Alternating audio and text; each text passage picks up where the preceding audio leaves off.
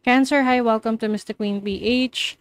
Titingnan natin ang energies for you ngayong new moon in Cancer sa June 25, 2025 at 6:31 p.m. Philippine time. Ayan, so if you're interested in private readings, meron tayong link sa description at sa pinned comment. Paka-check nyo na lang information kung paano mag-book for a private reading, and please subscribe to our channel to show your support.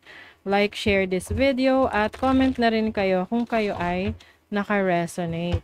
Ayan. So, this reading is maaring maka-resonate dito yung mga Cancer risings. Okay, so of course, for you, Cancer, ang new moon is happening in your first house of yourself. So, maaring may mga new projects ka na gagawin, not just for your career, but also for yourself, na para sa sarili mo.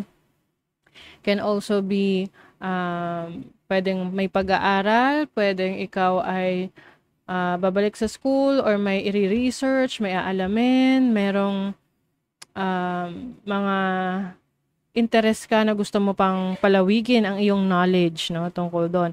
And then some of you can also be travel opportunities. Pwedeng short travel opportunities to, yung mga vacation, short vacations that you want to do. Pwede ring may opportunity sa'yo ngayon sa trabaho na pwedeng ikaw ay madidestino sa ibang lugar para mag-training o kaya maging mas makakuha ng mas mataas na posisyon. Like example, ikaw ay po-promote pero ma-assign ka sa ibang branch or ibang area ng company ninyo. Some of you naman, pwedeng meron kayong pasukin na business or investment. However, kailangan maging careful ka sa business na ito na papasukin mo. Kasi pwedeng, alam mo yun, parang minadali, no? Parang gusto ko na agad na gawin, ganun, but kulang ka pa sa knowledge or sa mga bagay na kailangan mong i-improve when it comes to your skills. Kasi ang pagbibusiness, hindi lang naman yan basta-basta dahil may pera ka, may pampuhunan ka, pwede ka nang magnegosyo, di ba? Kailangan may skills ka rin doon. Alam mo kung ano yung pinapasok mo, alam mo kung ano yung pasikot-sikot ng negosyo na gusto mong pasukin. So, yun yung kailangan mong i-work out sa sarili mo. Some of you, pay attention kasi baka magkaroon kayo ng issue or problema or conflict sa inyong trabaho, especially sa inyong boss, yung mga persons in authority sa inyo. Pwede kasing meron mga bagay na hindi gusto sa'yo yung boss mo.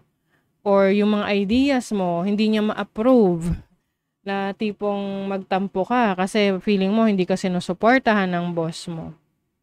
You feel like they are, parang hindi ka nare-recognize sa trabaho. So, some of you naman, yun nga, maaring gusto nyong lilipat na lang kayo ng work. Kasi you feel like parang walang pag-unlad sa career path mo. Saturn kasi is squaring the moon.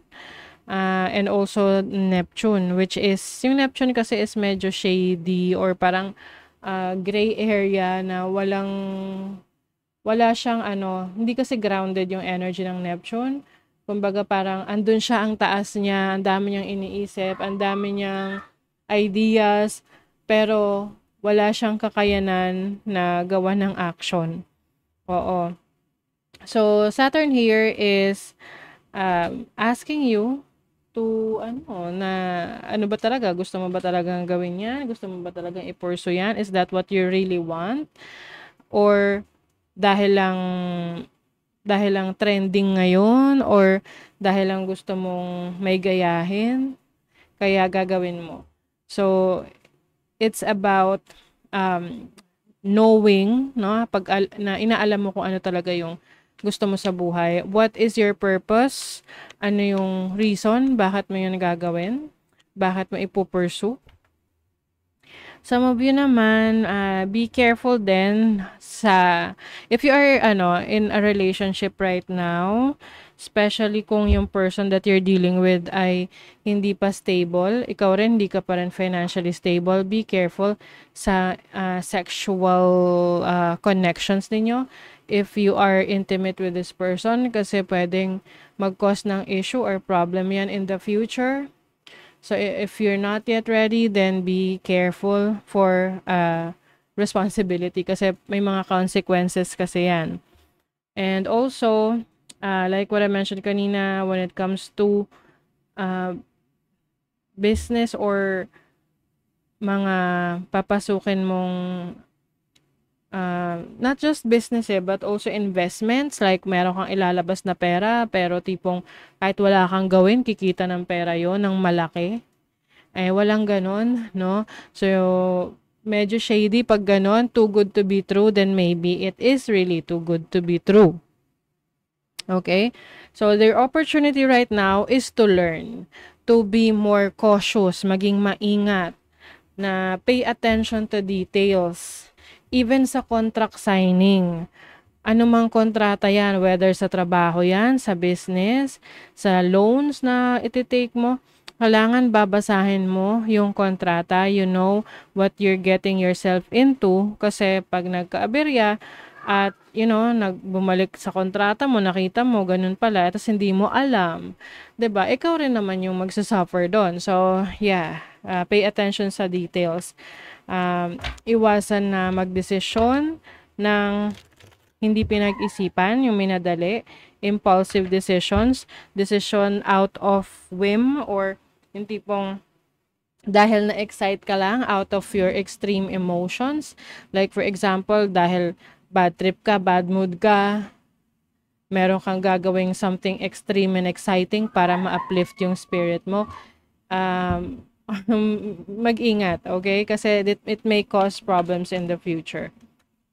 So let's see what else for you, Cancer. Apprentice of Cups. So this is your pangarap, no? Yung goals mo, yung dreams mo. This is also your creativity, your imagination. So maaring mas magiging creative ka ngayon, Cancer. You will think of mga things na gusto mong gawin or i-pursue na parang it's like you are manifesting something na mangyari sa buhay mo related to your creative talents and skills. So, if that is something that you want to do, passionate ka dyan, then go for it. Try it. Kasi merong mga bagay na kaya mong ma-achieve in a short period of time. This is also focusing on your self-love, self-care, no? Having Jupiter here is also about you taking care of yourself, enriching yourself, nourishing yourself, pag-aalaga sa sarili mo. Seven of Swords, so like what I mentioned kanina, pay attention, be careful sa mga papasukin mong deals or mga investments or anything na kailangan mo maglabas ng pera. Or kung magte-take out ka ng loan, make sure na naiintindihan mo yung terms and conditions nung loan na pinapasok mo kasi mamaya sobrang laki pala ng interest, hindi mo alam, 'di ba? You have the Two of Pentacles. Some of you are going to be busy. Meron mga bagay na pagsasabay-sabayin ka para mas makapag-generate ka ng income. Yung iba sa inyo, meron na kayong trabaho, meron pa kayong side hustle, or may trabaho kayo, may nag-aaral pa kayo, may trabaho kayo, may business kayo, ganon. So, it's a great time for you na to multiply your sources of income. But make sure na kaya ng katawan mo, kaya mong i-handle. Okay? Kasi syempre, health is wealth. Aanuhin natin yung maraming income kung ang katawang lupa mo naman ay pagod at hindi maganda ang kondisyon ng iyong kalusugan, 'di ba? So at the end of the day, health is wealth. Yun yung priority mo. Okay?